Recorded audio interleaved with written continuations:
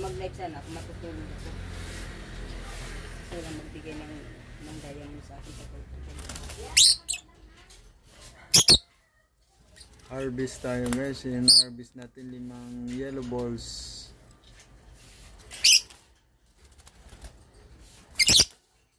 Harvest time.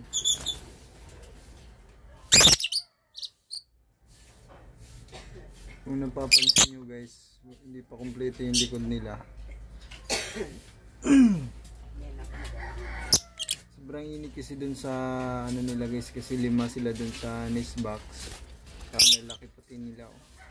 Mga big size na ano yan guys, dilobos. 5. Si Tupac ang nagbuhay niyan, lahat 5 yan. Galing ni Tupac. Gusto niyo makilala si Tupac? Ayan oh. Siya yung nagbuhay niyang 5 na yan. 3 sa kanya dyan. Tapos 2 sa kanyang apo. Ay sa kanyang anak. 2 yung apo niya dyan. Tapos 3 yung sa kanya.